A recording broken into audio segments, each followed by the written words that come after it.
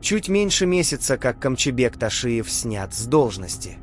Но даже после этого он имеет влияние на почти 80% депутатов Жакгорку Кениша. Известно, что большинству из них он оказывал финансовую и административную поддержку, других же попросту запугивал. По задумке экс-главы ГКНБ, большинство этих приспособленцев должны были активизироваться в разгар запланированного госпереворота и свержения законной власти. На данный момент уже 8 депутатов, связанных заговором, сдали свои мандаты. Один из них – Нурланбек Азагалиев. Сложил он свои полномочия якобы по собственному желанию. Но так ли это? Кто же такой Нурланбек Азагалиев? И какое отношение он имеет к опальному генералу? Нурланбек Азагалиев – уроженец Чуйской области.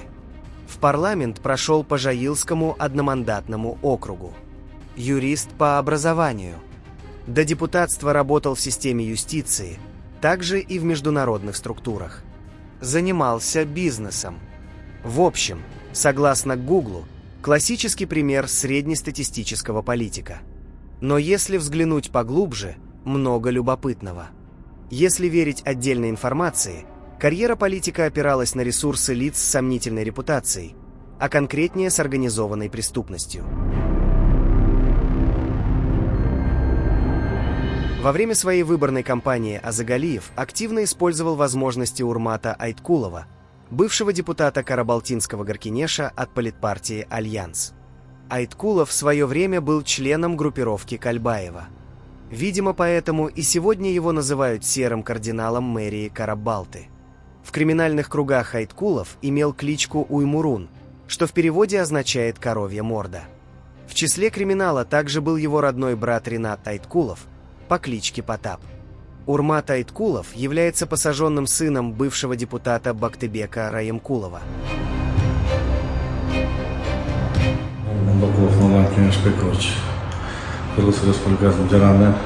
Нурланбек Молдакулов по кличке Нукутай тоже активный член АПГ Кальбаева. Видимо, Азагалиева не смущали факты регулярных контактов с Молдакуловым, поскольку он в своем фейсбуке выложил фотографию с мероприятий Федерации Эр-Эниш. Правда, сразу после отставки Камчыбека Ташиева Азагалиев все фото на своей страничке немедленно удалил. Калыбек Нуркажоев по кличке Джинди Коля, тоже бывший соратник Кальбаева, который, по имеющимся сведениям, организовывал для Азагалиева неформальные спортивные мероприятия под девизом «Только для своих». Поговаривают, что с покойным королем преступного мира Кыргызстана Кальбаевым Азагалиева связывали не просто формальные встречи и совместный досуг, но и куда более серьезные дела. Ну и к связи с Ташиевым. Получается, Нурланбек Азагалиев был не просто одним из главных спонсоров партии Атажурт Кыргызстан.